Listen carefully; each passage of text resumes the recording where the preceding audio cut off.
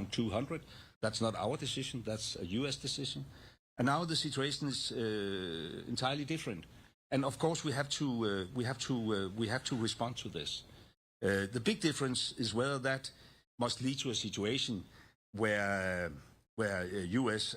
acquire Greenland, and that is absolutely not necessary. I mean, we have the long-lasting diplomatic relation, the longest-lasting diplomatic relation with U.S. that any U.S. ally has, 225 years in a row. And we have a perfect framework which could be used. And therefore, to answer your question, even though we wasn't so successful that we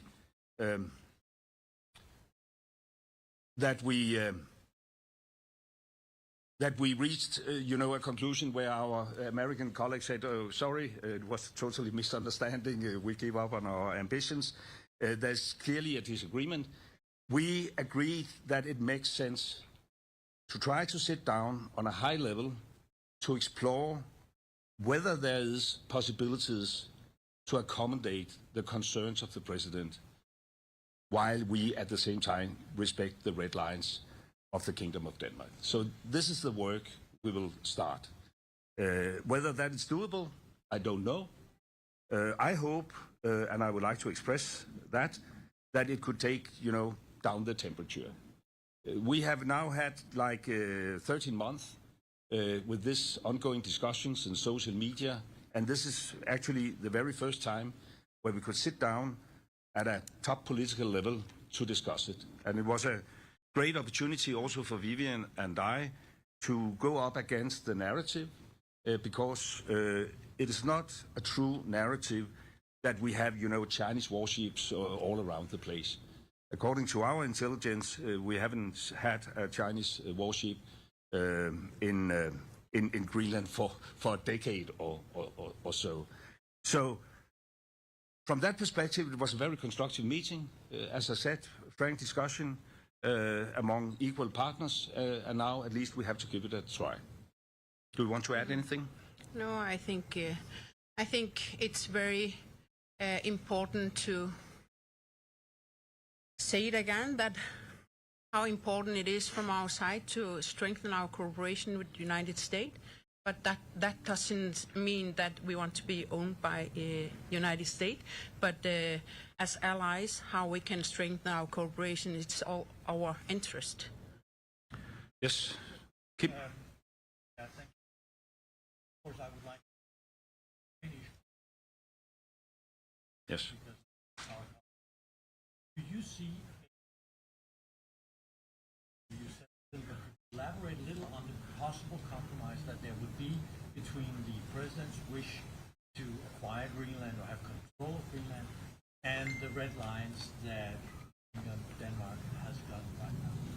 And if you also can tell us just a little bit about the approach that the Americans had to this meeting. What was their primary goal, as you see it? Was that to reach that end goal, or was it an open discussion of how do we solve the security situation? Well, first of all, I don't think this is the proper place to elaborate on what could be a compromise. The whole idea and the reason why we asked for this meeting was to turn public debate in a very, black and white kind of setting into a discussion where there's room for nuances. And therefore, I'm pleased, even though we do not agree whether this is doable, while we at the same time should respect the Kingdom's red lines, at least it is productive to start discussions at a high level. And then we have to see whether we will be successful or not. I would say, and that is probably in comparison to some of the public debate, that the meeting took place in a very constructive atmosphere, where we also had, as I said, the opportunity to at least challenge the narrative presented by the American president. And I think that is a necessity if we want to have a proper debate. it was basically about security. I mean, and as I said, even though there's not an instant threat from China and Russia, at least not a threat we can't accommodate. For instance, Chinese investments, we have avoided that due to close cooperation between Greenland and Denmark. When you saw, like 10 years ago, the Belt and Road Initiative and the idea of Chinese investments in infrastructure in Greenland, we avoided that. So there's no, Chinese present in Greenland. But there's a concern. Will that be the case in like 10 or 20 years from now? It will not, because our Greenlandic friends have introduced investment screening schemes, etc. And Denmark, is by all means on the right side of history. And therefore we will also continue to do what we already have done. We have been stepping up. We have allocated almost $15 billion within just the last couple of years to capabilities in the High North. We have been pushing among the Arctic NATO states for a bigger NATO engagement. Honestly speaking, and now I can only point fingers at the former American administration, US has historically been a bit reluctant. Hopefully that will change now. There's a dialogue within the NATO framework, and we want to step up. And hopefully that could also accommodate some of the president's concern. But it's not that I'm now, saying everything is solved. It's not solved. We didn't manage, but I honestly speaking, I didn't believe that was doable. We didn't manage to change the American position. It's clear that the president has this wish of conquering over Greenland. We made it very, very clear that this is not in the interest of the kingdom. There's a government in Greenland with support from 3/4 of the Greenlandic population. The premier made it very, very clear yesterday that Greenland, for the time being and for foreseeable future, will remain within the kingdom of Denmark. And therefore, this is a common position that we want to work with our American friends and allies, but it must be a respectful cooperation and it must respect the red lines. Should we take a very final question and then, yeah, come on. There's a fight going on now about, okay, yes. We can do that afterwards, yeah.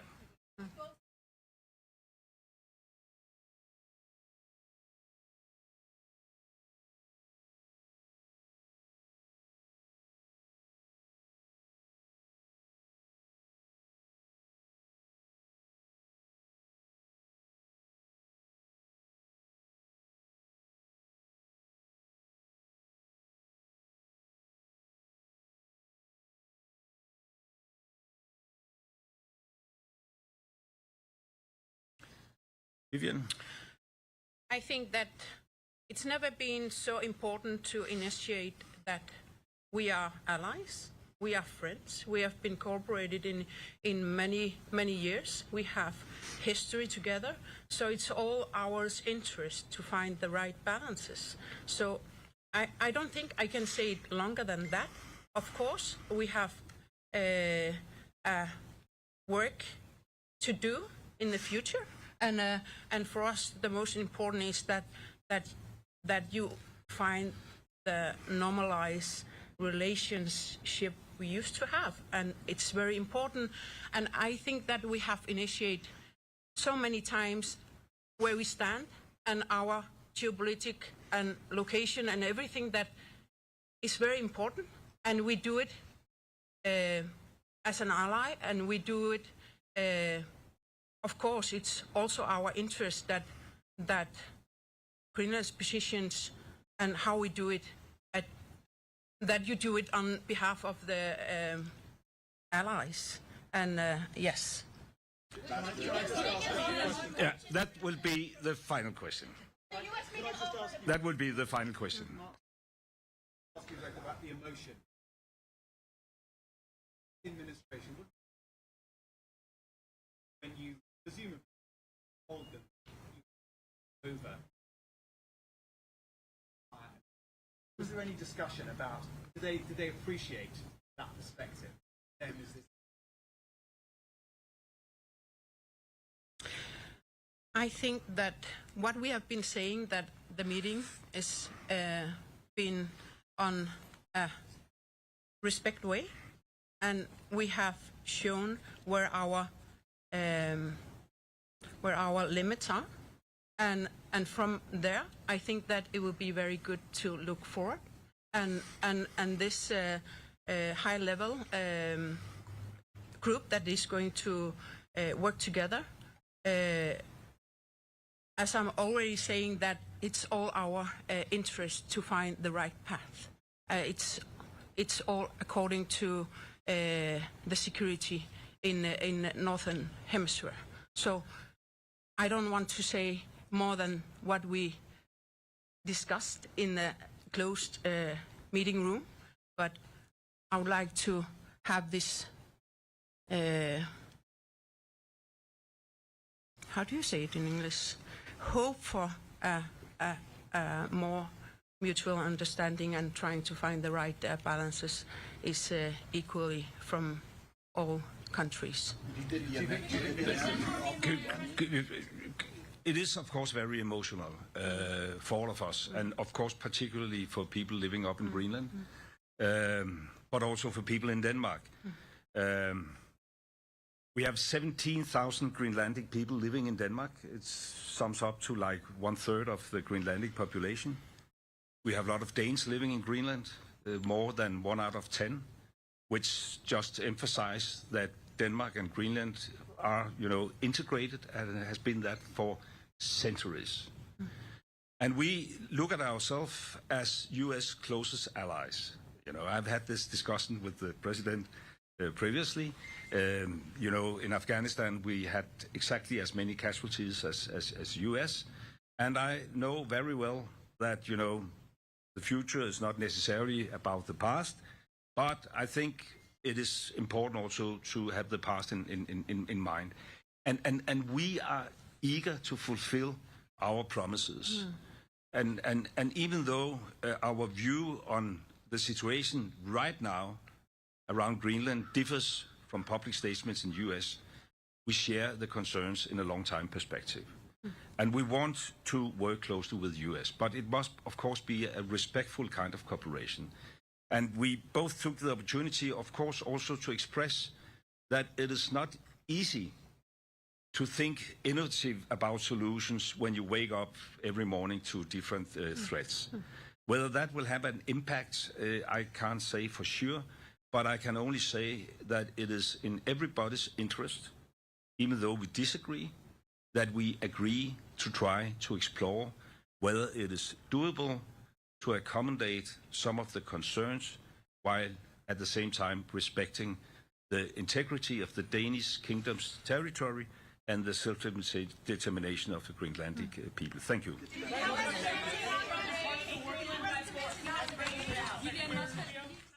All right, as you see there, that wraps up the question and answer session there of that press conference. As we just heard from those Danish and Greenlandic officials speaking after these talks that we had with the United States. And of course, we know this was highly anticipated that this would happen today, as the foreign ministers of Denmark and Greenland met today with Vice President J.D. Vance and Secretary of State Marco Rubio at the White House.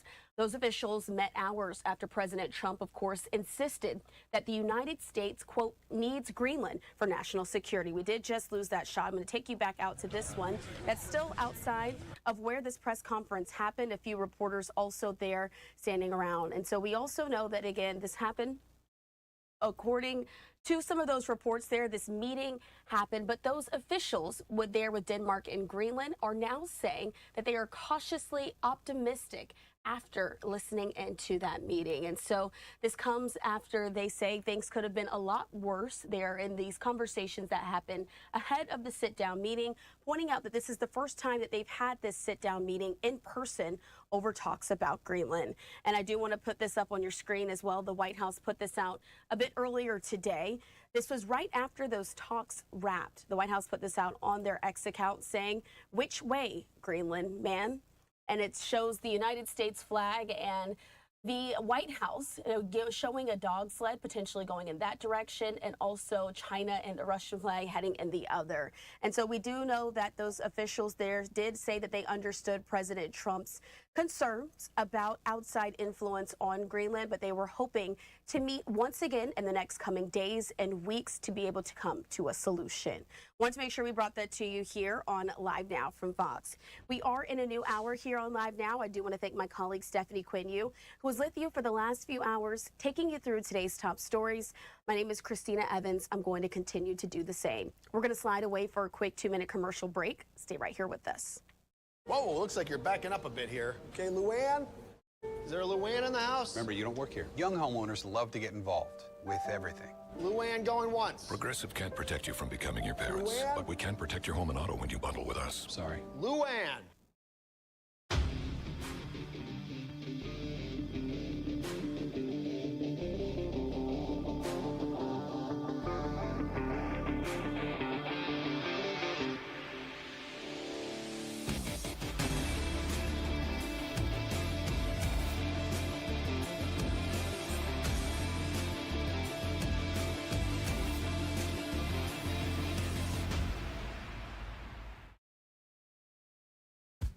Three, two, one. Here we go. All day long, there we go. Wiki, wiki, wiki. It's entertainment. Yeah. I couldn't wait to come home and see my family. Isn't that great? Yeah, that's great. Now you're talking. You're the best dad in the whole world. Yes, I know. I wouldn't change a thing. Braxton Family Values WeTV is your destination for all things Braxton. This is incredible. Oh my God. So excited. All the sisters. I love you. I love you. Yes. All the drama. Get your life. How about that? All in one place. I'm there. Because when it comes to the Braxtons, too much is never enough. Boom. Braxton Family Values WeTV.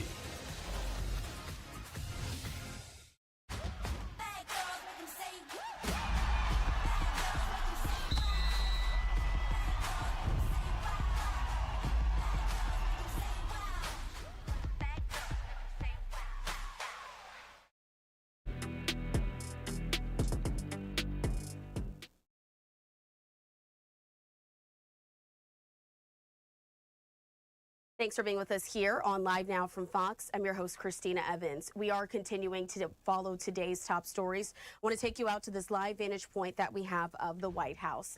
And it was expected to start at 2 p.m., but President Trump is expected to host a signing ceremony there at the White House. As you can see, Eastern Time, he is a bit late. So we'll continue to monitor this shot and wait until we get that view inside of the White House for that signing ceremony to take place. In the meantime, though, we've been really keeping our eyes on this story. We know that the U.S. troops are withdrawing some troops from the Middle East bases. And this was first brought to us by Reuters this morning as the United States began withdrawing some of those personnel from key bases in the region as a precaution given to heighten regional tensions. That's according to a U.S. official who spoke with Reuters under the condition of anonymity. But this disclosure follows remarks by a senior Iranian official who told Reuters earlier on Wednesday that Tehran had warned neighbors hosting U.S. troops that it would hit American bases if Washington decided to strike. I'm going to put this up on your screen as well. And this is the site that we've seen. Some U.S. military personnel were told to leave those Middle Eastern bases, according to Fox News. And as the story is continuing to develop, we've also seen this put out there by the New York Post. Iran has since issued an assassination threat against President Trump, saying this time it will not miss the target. And so as we're discussing all of this as it's heating up there in that region, I want to now bring into the conversation with the Council on Foreign Relations, Maria Fentapi. Maria, thanks so much for being with us here on Live Now from Fox. Thank you for having me, Christine.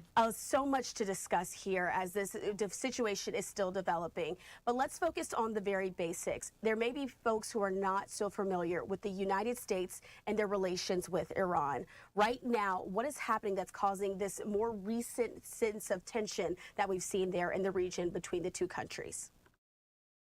Well, there is a long history, obviously, of enmity, of problems between the United States and Iran, but I want to bring everyone actually to the last stretch of it, which is basically the last 6 months. We have had already 6 months ago a U.S. military attack on Iranian nuclear site, followed by the failure actually of concluding a negotiation on a nuclear agreement. The Iranian government, the Iranian regime afterwards, after the 12 days war, actually failed in some way to bring back a good proposal for negotiation that was at least a proposal that could be acceptable to the United States. And this led also to a situation of stalemate. Everyone after that attack, that US military attack and the Israel attack on Iran actually felt that war is going to come back precisely because diplomacy was not anymore an option.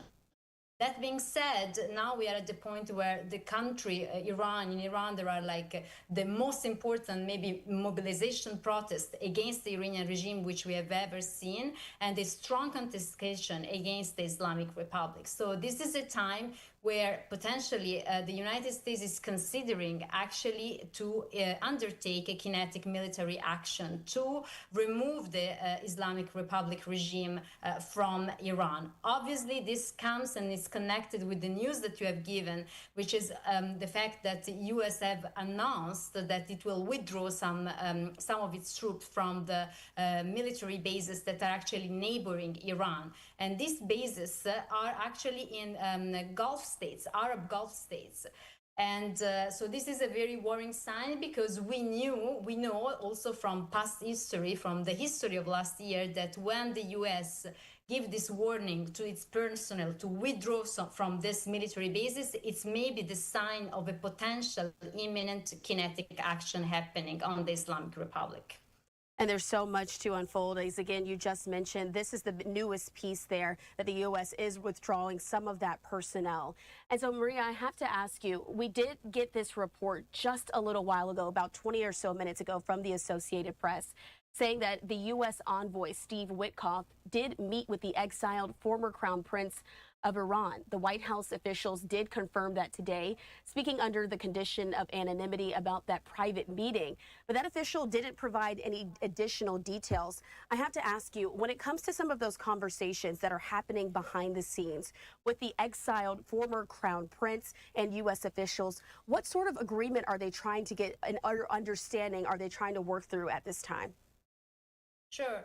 Well, the problem is that if there is really a seriousness from the United States to actually undertake a regime removal, there might be also a potential discussion on what comes next. And to a certain extent, the former crown,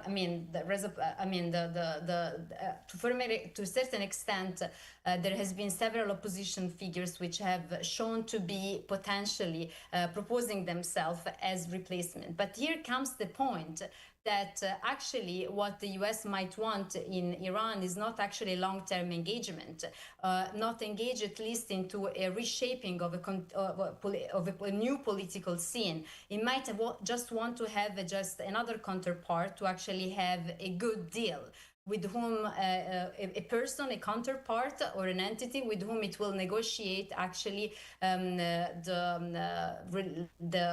end of Iranian enrichment and the end of the actually Iran being a threat or a perceived threat for Israel. So to this extent, these negotiations or these talks between Steve Witkoff and opposition figures can be understood in this framework. However, it's very important to understand that whether the US actually considers to undertake military action, this could also backfire on the very goal of demolishing the Islamic Republic. And this is what we argue in our recent foreign affairs piece, which has been published last month. Iran and its Islamic Republic is obviously at its end as political project, not only in Iran, but also across the Middle East. However, if the United States undertake a kinetic action, this might potentially also revive some of Iran allies across the region. We know that Iran has a lot of still military allies, for example, in Iraq, with the paramilitaries who are allied with the Islamic Republic. And so this could unleash also a potential renewal power from this group. The same goes for Hezbollah in Lebanon. So therefore, a kinetic action in Iran could also potentially have a reaction of actually rallying around the flag, even those one within the regime who are potentially are defector. So the United States has to really carefully in some way evaluate what are the pros and the cons of undertaking such an action, because it could really backfire, and instead of actually demolishing the Islamic Republic and its project, it could actually revive it. This is also what we argue in our last foreign affairs piece, and therefore it's very important that these hours are crucial, Christine, because they really are hours where maybe the future of Iran, not only the future of Iran, but also the future of the entire geopolitical setup of the Middle East could be decided.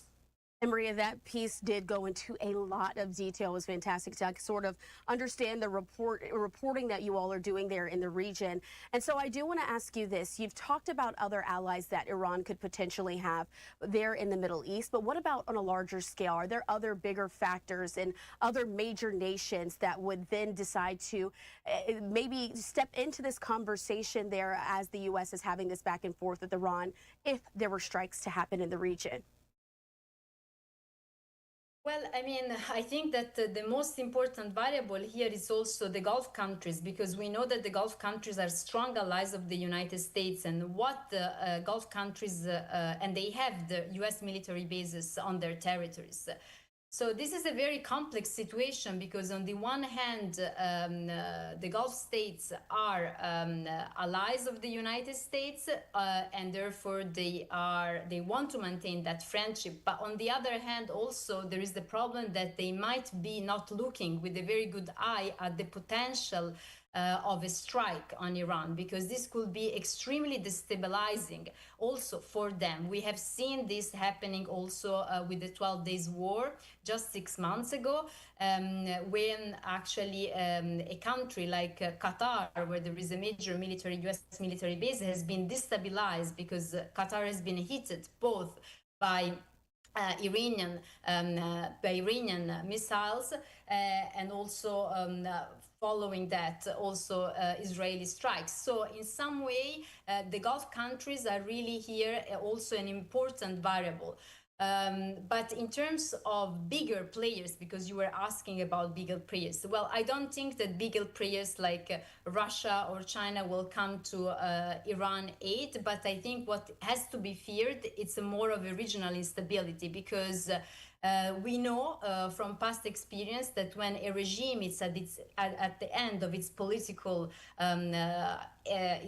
life and its historical arc, like the Islamic Republic, then in some way they hang on in some way to power, and also they can refresh the legitimacy of also of some of these paramilitary groups, as I said, in countries where Shia are actually present. And I was mentioning before the case of Iraq, which is a country neighboring Iran, which is also undergoing after election a very delicate political transition. The case of Lebanon, which is also unstable. The case of Syria, where also the Alawite minority, which is considered to be under the arc of the Iranian influence to a certain extent, could also be mobilized. So to a certain extent, we really have to look at an arc of instability that this US kinetic action could unleash for the Gulf countries, which are the main partner of the United States, but also for the entire Levant, which is by itself undergoing major political transition. So this is a decision that needs to be taken very, very carefully. And so we're even showing some of this footage of some of the protests that have since erupted there in the country as well. And Maria, we do also know that the U.S. did issue yet another alert advising citizens, United States citizens, to leave Iran, saying U.S. citizens should leave Iran now, consider departing Iran by land to Turkey or Armenia if safe to do so. That was said by the virtual U.S. Embassy in Tehran. This is the third alert in 5 days. The embassy also mentioned that the U.S. Iranian dual nationals, I should say, must exit Iran using their Iranian passports. Is this customary when it is a time like this with heightened military and sort of heightened conversations happening between two nations to issue several alerts asking those of that country in the United States to get out of Iran, if at all possible at this point? Well, I think that these alerts are also combined with the news that you gave earlier, the fact that there has been a warning for actually U.S. military personnel withdrawing from Gulf, U.S. bases in the Gulf. It's another piece of news that hints at the fact that the potential strikes is happening. Now, what we know of what is happening in Iran, it's also very limited. I visited Iran a month ago, and I visited Iran also 6 months ago. And what I can say is that up until now, we are also basically having no news related to related to the ongoing, to the people actually who are in Iran, because they are totally in blackout. I had the opportunity recently to host actually some Iranians who left Iran a few days ago, and also they have very hard time to have communication with their families inside the country. So it's really, really difficult to have information on what's happening on the ground, which adds even more complication to the entire situation of those who might be U.S. citizens who are actually still inside Iran. But everyone must be on very high alert, as Iranians themselves are. And so, Maria, being that you were just there in the region a month ago, I have to ask you, were you able to speak to locals? How are they feeling at this time? Is there a sense of anxiousness around this entire situation and maybe some of the uncertainty for the days and weeks to come?